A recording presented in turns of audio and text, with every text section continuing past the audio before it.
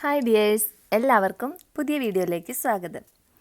അപ്പോൾ ഇന്നത്തെ കുക്കിംഗ് വിശേഷങ്ങളാണ് കേട്ടോ ഇന്നത്തെ വീഡിയോയിൽ. അപ്പോൾ രാവിലെ തന്നെ അപ്പവും പയറും ഉണ്ടാക്കാൻ വേണ്ടിയിട്ടാണ്. അപ്പോൾ പയർ ഞാൻ രാത്രി തന്നെ വെള്ളത്തിലിട്ട് വെച്ചിട്ടുണ്ടായി. അപ്പത്തിനായിട്ട് പൊടി എടുത്ത് വെച്ചിട്ടുണ്ട്. ഇത് വറുത്ത പൊടിയാട്ടോ. അതിലേക്ക് ആവശ്യത്തിന് ഉപ്പ് ഇട്ട് കൊടുത്തിട്ടുണ്ട്. പിന്നെ ഒരു പാത്രത്തിൽ തിളപ്പിച്ച വെള്ളവും വെച്ചിട്ടുണ്ട്. അങ്ങനെ ഒരുപാട് തിളച്ച് മറിയണമെന്നില്ല, അത്യാവശ്യം ഒന്ന് നന്നായിട്ട് തിള വരുമ്പോൾ തന്നെ ഓഫ് ചെയ്യാം. പിന്നെ തൊട്ടടുത്ത് തന്നെ കുറച്ച് പച്ചവെള്ളം എടുത്ത് വെച്ചിട്ടുണ്ട്. അപ്പോൾ ഈ അപ്പം ഉണ്ടാക്കാൻ നേരത്ത് നമ്മൾ ആദ്യം തിളച്ച വെള്ളം ഒഴിച്ചു കൊടുക്കുക. എന്നിട്ട് നന്നായിട്ടൊന്ന് മിക്സ് ചെയ്തിട്ട് അപ്പോൾ തന്നെ പച്ചവെള്ളം ഒഴിച്ചു കൊടുക്കുക. വീണ്ടും മിക്സ് ചെയ്യുക, തിളച്ച വെള്ളം ഒഴിക്കുക, വീണ്ടും പച്ചവെള്ളം ഒഴിക്കുക. അങ്ങനെ മിക്സിൽ അങ്ങോട്ടും ഇങ്ങോട്ടും ഒഴിച്ച് മിക്സ് ചെയ്തെടുക്കുക. അപ്പോൾ ഈ മിക്സ് ചെയ്യാൻ മാത്രമാണ് ഇതിന് ഇച്ചിരി സമയം പോകണുള്ളൂ. പിന്നെ ഈസി ആയിട്ട് ഉണ്ടാക്കാൻ പറ്റിയ അപ്പമാണ്. അപ്പോൾ നമ്മളിങ്ങനെ മിക്സ് ചെയ്യുമ്പോൾ ഇതുപോലെ കട്ടയൊക്കെ ആയിട്ട് വരും കേട്ടോ. അത് കാര്യമാക്കണ്ട, കാരണം പൊടിയിലേക്ക് തിളച്ച വെള്ളം ചെല്ലുമ്പോൾ പൊടി വേവില്ല. അപ്പോൾ അതിങ്ങനെ കട്ട പിടിക്കണതാണ്. അപ്പോൾ അതിനനുസരിച്ച് നമ്മൾ പച്ചവെള്ളവും രണ്ട് വെള്ളവും മിക്സ് ചെയ്ത് ആ കട്ടയൊക്കെ ഇങ്ങനെ ഇളക്കി എടുക്കണം. ഒരുപാട് കട്ടയൊന്നും ആവാൻ അനുവദിക്കരുത്. അതിന് മുമ്പ് തന്നെ നന്നായിട്ട് മിക്സ് ചെയ്യണം. ഞാൻ ഇപ്പോൾ കാണാൻ വേണ്ടി ഒന്ന് കാണിച്ചെന്താണ്. ഇതിങ്ങനെ ഇളക്കുമ്പോൾ തന്നെ ഈസി ആയിട്ട് അത് അങ്ങോട്ട് അലിഞ്ഞു പൊക്കോളൂ കേട്ടോ. ഒരുപാട് ചൂടുവെള്ളം ഒഴിച്ചിട്ട് ഇങ്ങനെ കുറേ സമയം വെയിറ്റ് ചെയ്യരുത് പച്ചവെള്ളം ഒഴിക്കാൻ വേണ്ടി. അപ്പോൾ അത് വേഗം കട്ടയായി പോകും. നമ്മൾ ഇടിയപ്പത്തിനൊക്കെ മാവ് കട്ടയാക്കി എടുക്കും പോലെ ആയി പോകും. അങ്ങനെ ചെയ്യരുത്. അപ്പോൾ പച്ചവെള്ളം ഒഴിച്ച് മിക്സ് ചെയ്തുകൊണ്ടിരിക്കണം. അപ്പോൾ അതങ്ങനെ കട്ടയൊന്നും ആവില്ല, ഈസി ആയിട്ട് നമുക്ക് കലക്കി എടുക്കാൻ പറ്റും. അങ്ങനെ ഈ അപ്പം ഇങ്ങനെ കലക്കി നന്നായിട്ട് വെള്ളം നല്ല ലൂസിന് കലക്കി എടുക്കണം കേട്ടോ. ഇതിങ്ങനെ കട്ടയായിട്ട് ഇരിക്കരുത്. ദോശമാവിനേക്കാളും നല്ല ലൂസിൽ വേണം ഇത് കലക്കിയെടുക്കാൻ. അങ്ങനെ കലക്കിയെടുക്കുമ്പോഴാണ് ഈ അപ്പത്തിന് ടേസ്റ്റ് വരുന്നത്. അങ്ങനെയാണ് ഈ അപ്പത്തിന് കലക്കി ചുട്ട അപ്പം എന്ന് പറയണത്. ഞങ്ങൾ ഈ അപ്പത്തിന് കലക്കി ചുട്ട അപ്പം എന്നാണ് പറയണത്. പിന്നെ മലപ്പുറത്തേക്കൊക്കെ സീയപ്പം എന്നൊക്കെ പറയും. ഇത് നീർദോശ, അങ്ങനെയൊക്കെ പല സ്ഥലങ്ങളിൽ ഇതിന് പല പേരാട്ടോ. പിന്നെ ഇതൊരു ടിപ്പാണ്.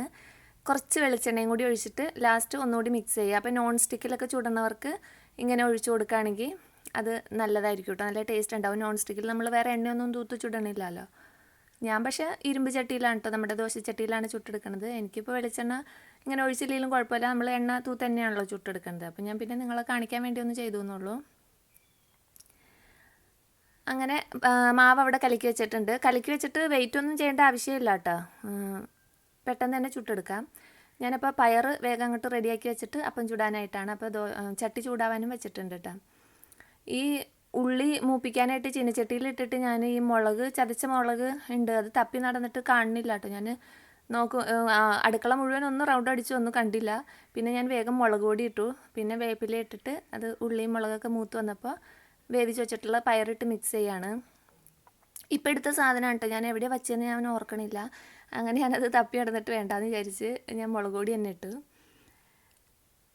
പിന്നെ ചട്ടി ചൂടാവാൻ വെച്ചിട്ടുണ്ടല്ലോ, അപ്പോൾ അത് ചൂടായി വരട്ടെ. ഇനി ഞാനപ്പോൾ ഒരു വാഴക്കൈ എടുത്തിട്ട് വരാം. ഞാൻ വാഴക്കൈ വെച്ചിട്ടാണ് ഇതിങ്ങനെ എണ്ണ തൂത്ത് കൊടുക്കണത്.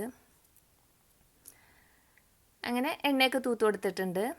അപ്പോൾ നമുക്ക് തലേ ദിവസം പച്ചരി ഉണ്ടല്ലോ, പച്ചരി വെള്ളത്തിൽ ഇട്ട് വെച്ചിട്ട് മിക്സിയിൽ അരച്ചിട്ടും ഈ അപ്പം ഉണ്ടാക്കാം കേട്ടോ. വേറെ ഒന്നും ചേർക്കണ്ട. ആ പച്ചരി മിക്സിയുടെ ജാറിലേക്ക് ഇട്ട് അരയ്ക്കുക, കുറച്ച് ഉപ്പും ചേർത്ത് മിക്സ് ചെയ്ത് ഇങ്ങനെ ചുട്ടെടുക്കാം.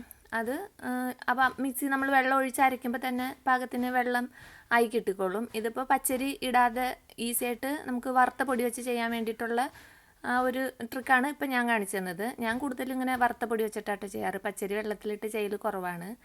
ഇവിടെ എപ്പോഴും വറുത്ത പൊടിയായിരിക്കും സ്റ്റോക്ക് ഉണ്ടാവുക. പച്ചരി ഞാൻ എപ്പോഴും പൊടിച്ച് വറുത്ത് ഇവിടെ അടുത്ത് തന്നെ മില്ലുണ്ട്, അവിടെ കൊടുത്ത് ഇങ്ങനെ പൊടിയാക്കി വെച്ചേക്കായിരിക്കും. അപ്പോൾ എനിക്ക് എളുപ്പം ഇതാണ്.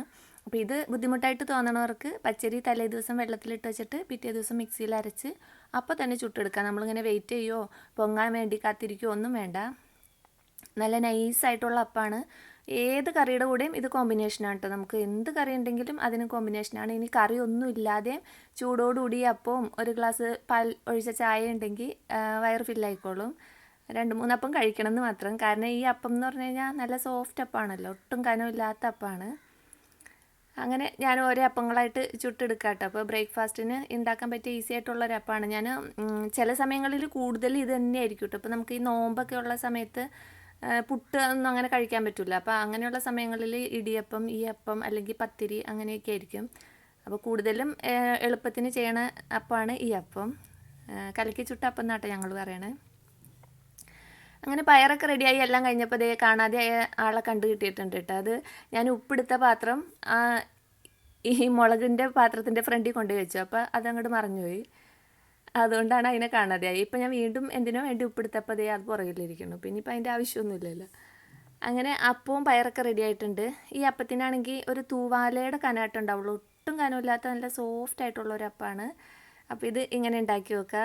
കുറേ നാൾ മുന്നേ ഞാൻ ഈ അപ്പത്തിൻ്റെ വീഡിയോ ഇട്ടപ്പോൾ എൻ്റെ അടുത്ത് ഇതിൻ്റെ റെസിപ്പി ആരോ കമൻറ്റിൽ ചോദിച്ചിട്ടുണ്ടായിട്ട്. അപ്പോൾ അതിൽ ഞാൻ ചെറുതായിട്ട് പറഞ്ഞിട്ട് തന്നെയാണ് ചെയ്തത്. അപ്പോൾ ഞാൻ ഇന്നിപ്പോൾ ഒന്ന് ഡീറ്റെയിൽ ആയിട്ട് കാണിച്ചതാണ്, ആർക്കെങ്കിലും ഉപകാരം ആയിക്കോട്ടെ എന്ന് വിചാരിച്ച്. പിന്നെ ഇതിപ്പോൾ ഉച്ചയ്ക്കത്തെ വിശേഷങ്ങളാട്ടോ. പിന്നെ ഉച്ചയ്ക്കത്തെ ഒന്നും ഞാൻ വീഡിയോ ഒന്നും എടുത്തിട്ടില്ല. കപ്പങ്ങ മെഴുക്കുവരട്ടി ഉണ്ടാക്കിയിട്ടുണ്ട്.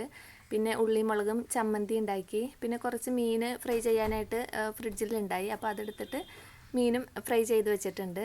പിന്നെ കറിയായിട്ട് ഉണ്ടാക്കിയത് മോര് കറി കേട്ടോ. അപ്പോൾ മോര് കറിയും റെഡി ആയിട്ട് ഇരിപ്പുണ്ട്.